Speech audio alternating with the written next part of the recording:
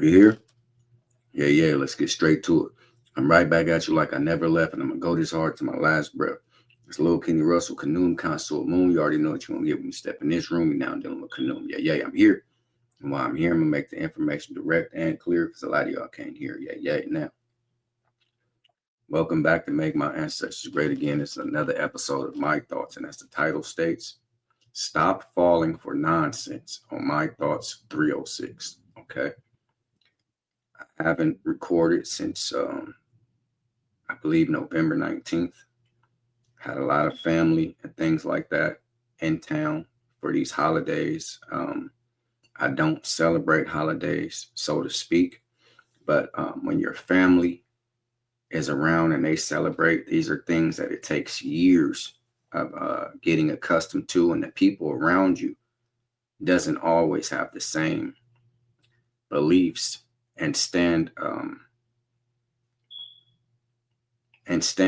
and views and things like that of your philosophy. A lot of people don't go right in stride of what you have. So I have a lot of people around me that still believes in Jesus the Christ and things like that. And they love these holidays. This is the holiday spirit. All these holidays are around. Okay. So you can't just expect a person's family to just go 360 or 180, should I say. 360 is a complete turn 180 from what they were doing and follow the person who's knowledgeable of all these things. So again, that's my way of giving an account for myself. I didn't do a ancestor speak. Again, I was busy with family and things like that. It will be an ancestor speak this month in December. Okay. So same thing as usual. Let's listen to the ancestors and we'll get straight to it. One thing you have to get through your mind and keep it. Nothing that ever came from the European mind was meant to do anything but facilitate European domination of the world. And I said there's no exception. There's no exception. Nothing that ever came from the European mind was meant to do anything but facilitate European domination of the world, and there's no exception. Even the holiday spirit and things of that nature was invented for European domination. Because what goes on around this time? You begin to extract all the money that you have in your pockets, in your checkbooks, in your credit cards, and your savings accounts. You begin to extract and pull out all that money and spend it for these holiday seasons. You see, who do you think get all the money? The European. So at these times, that statement is larger. It's larger than life. Okay. So I want to take my hat off to all the ancestors. May their soul rest. May their spirit continue to be lifted. All right. Now, I'm going to show you a video. I don't know this gentleman, but what he's saying is illogical. It has no logic to it. It makes no sense. But this is the way they extract funds. Or as I say it, the 4 F's. Funnel funds from fools. Okay. First thing they do is put the 4 P's out there. That's have a pity party for pitiful people. Okay. They always have to, this person don't do this. This don't do. They set the stage. They set up the stage. They throw out and roll the red carpet. The pity party for pitiful people. It's like, oh man, you've been feeling down. Well, you know what you need to do to break it. Then they roll out the 4 F's. They begin to funnel funds from fools. Okay, so we're going to see all that in action. And I'm going to give my commentary on this. I don't own it. This is a fair use act. I'm giving my thoughts, opinions, scrutiny, and I believe this is a teaching moment. Okay. Like, share, subscribe, comment. I thank you for watching. It's Friday. I'm going to attempt to be very brief so you can get to your weekend. Let's see. Listen to this. This is a collection call. You hear me? This is a collection call. You got to put some on your mind and put some on your head so that you feel good and they get you all pumped up about funneling I'm funneling funds from fools. Okay. And they don't care if you don't have it. This is the whole objection, is to make sure that you give everything you don't have. And what am I talking about? If you don't have it, you can't give it, right? That goes without saying. But what they're saying is you have it, but you don't have it to give. So say I have $1,000 for my rent. They want me to give that $1,000. Give it.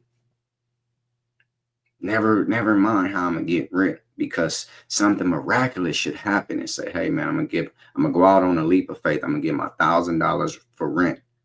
And I just want to see what happens. And they always have some miracle, miraculous stories. You know what I did? I gave my $500 in light bill money. And the Lord, somebody called me on the phone and gave me $502, the same amount as my light bill. So when you give it to God, something always happens miraculously. That's a lie. Let's look at this. Okay.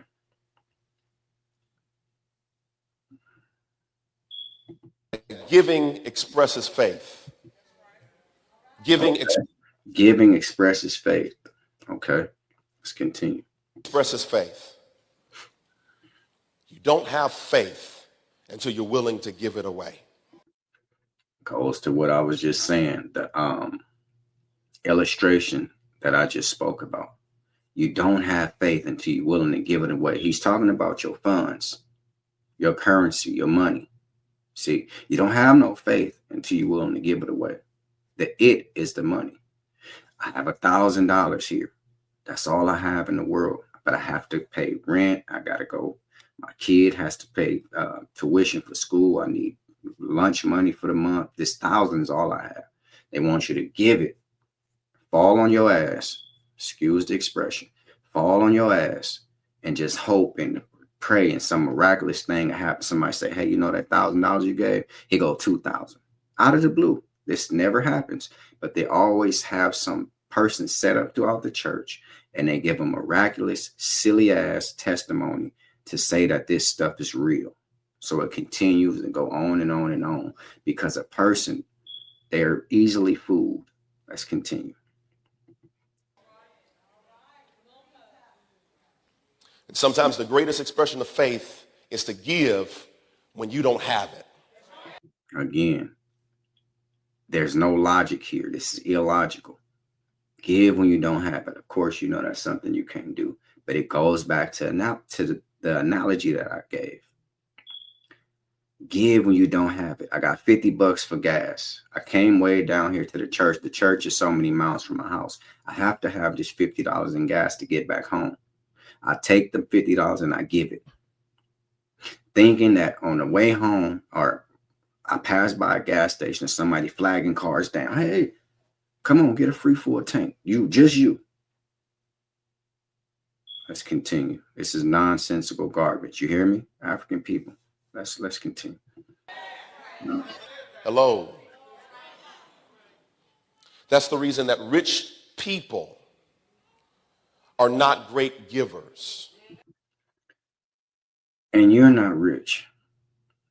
See, rich people must know something that you don't know when it comes to finances. How can you get rich? Some would think who don't have it by being frugal. Okay. A lot of people have the expression, the rich stay rich or the rich get richer, because they only patronize with rich people, other rich people. You hear me? So the rich is not so willing to just give their money away. They rich.